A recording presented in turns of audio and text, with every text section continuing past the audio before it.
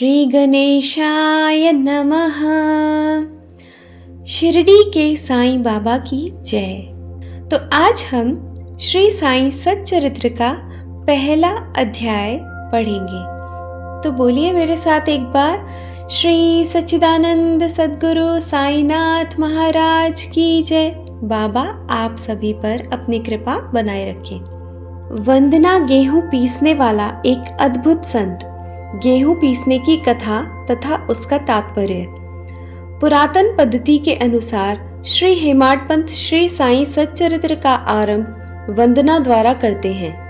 प्रथम श्री गणेश को साष्टांग नमन करते हैं, जो कार्य को निर्विघ्न समाप्त कर उसको यशस्वी बनाते हैं, और कहते हैं कि श्री साईं ही गणपति हैं।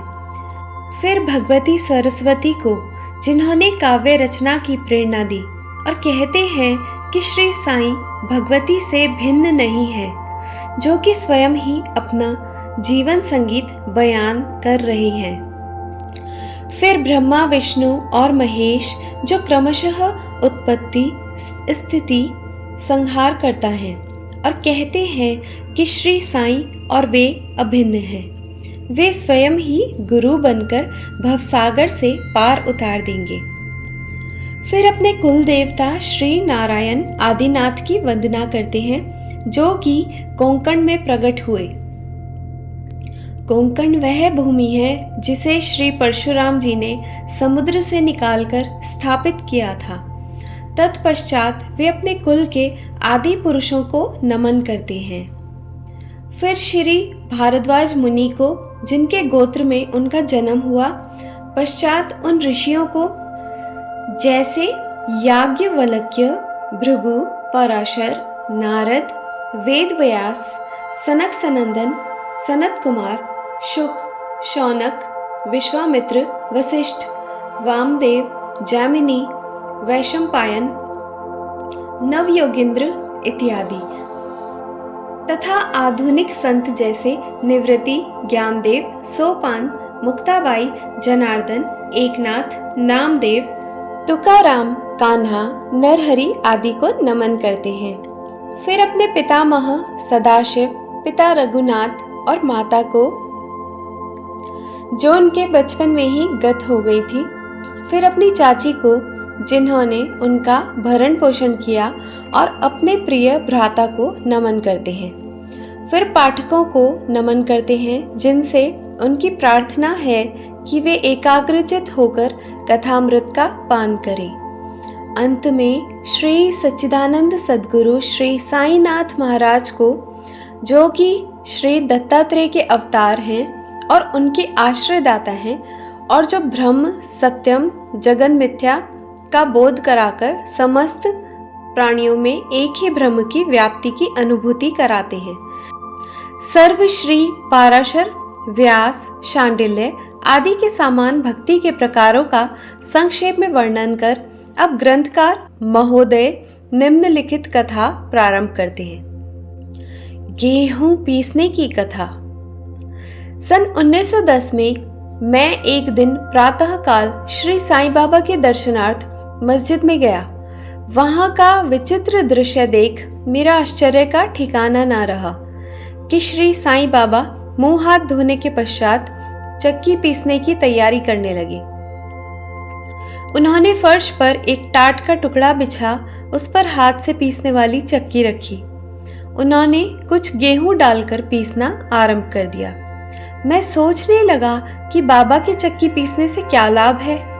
उनके पास तो कोई है भी नहीं, और वे अपना निर्वाह भी भिक्षावृत्ति द्वारा ही करते हैं। इस घटना के समय वहां उपस्थित अन्य व्यक्तियों की भी ऐसी ही धारणा थी, परंतु उनसे पूछने का साहस किसे था। बाबा की चक्की पीसने का समाचार शीघ्र ही सारे गांव में फैल गया, और उनकी यह विचित्र लीला देखने हेतु तत्काल ही नर नारियों की भीड़ मस्जिद की ओर दौड़ पड़ी।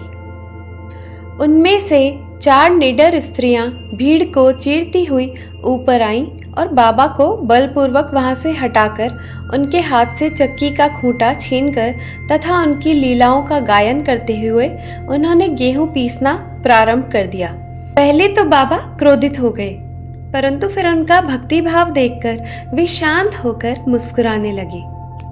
पीसते पीसते उन स्त्रियों के मन में ऐसा विचार आया कि बाबा के ना तो घर द्वार है और ना इनके कोई बाल बच्चे हैं तथा ना कोई देखरेख करने वाला ही है।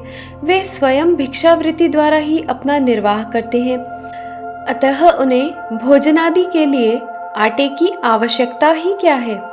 बाबा तो परम दयालु हैं, हो सकता है कि यह आटा वे हम सब लोगों में ही वितरण कर दें। इन्हीं विचारों में मगन रहकर गीत गाते गाते ही उन्होंने सारा आटा पीस डाला। तब उन्होंने चक्की को हटाकर आटे का 4 समान भागों में विभक्त कर लिया और अपना अपना भाग लेकर वहां से जाने को उद्यत हुई। अभी तक शांत मुद्रा में निमग्न बाबा तत्क्षण ही क्रोधित हो उठे और उन्हें अपशब्द कहने लगे। स्त्रियों, क्या तुम पागल हो गई हो? तुम किसके बाप का माल हड़प कर ले जा रही हो? क्या कोई कर्जदार का माल है जो इतनी आसानी से उठाकर लिए जा रही हो? अच्छा, अब एक काम करो कि इस आटे को ले जाकर गांव की सीमा पर बिखेर आओ। मैंने शिरडी वासियों से प्रश्न किया कि जो कुछ बाबा ने अभी किया है उसका यथार्थ में क्या तात्पर्य है। उन्होंने मुझे बतलाया कि गांव में विशोचिका मतलब हैजा का जोरों से प्रकोप है और उसके निवारणार्थ ही बाबा का यह उपचार है।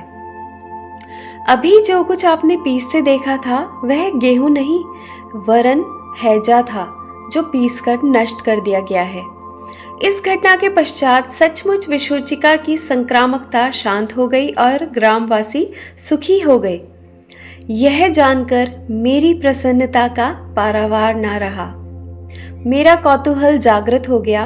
मैं स्वयं से प्रश्न करने लगा कि आटे और विशोचिका रोग का भौतिक तथा पारस्परिक क्या संबंध है, इसका सूत्र कैसे ज्ञात हो। घटना बुद्धिगम्य ऐसी प्रतीत नहीं होती। अपने हृदय की संतुष्टि के हेतु इस मधुर लीला का मुझे 4 शब्दों में महत्व अवश्य प्रकट करना चाहिए। लीला पर चिंतन करते हुए मेरा हृदय प्रफुल्लित हो उठा और इस प्रकार बाबा का जीवन चरित्र लिखने के लिए मुझे प्रेरणा मिली। यह तो सब लोगों को विदित ही है कि यह कार्य बाबा की कृपा और शुभ आशीर्वाद से ही सफलतापूर्वक संपन्न हो गया।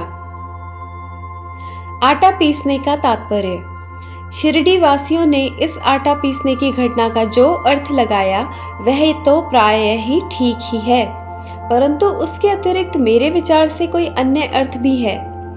बाबा शिरडी में 60 वर्षों तक रहे और इस दीर्घ काल में उन्होंने आटा पीसने का कार्य प्राय प्रतिदिन ही किया।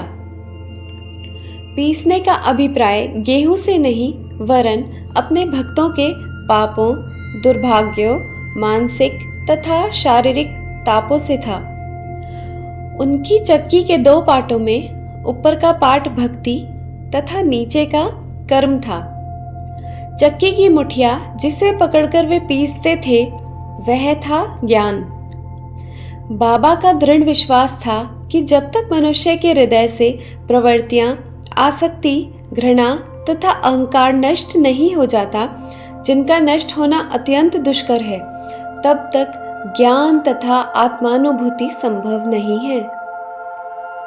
यह घटना कबीरदास जी की इसके तदनुरूप घटना की स्मृति दिलाती है।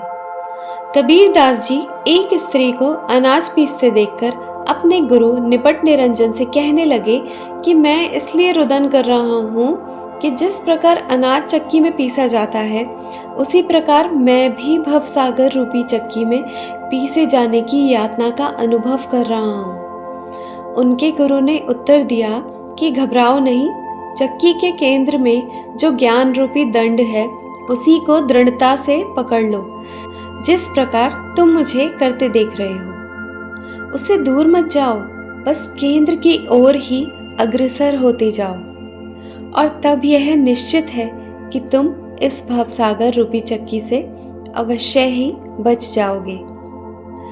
श्री सद्गुरु साईनाथ अर्पणमस्तु। शुभम भवतु। ओम साई राम।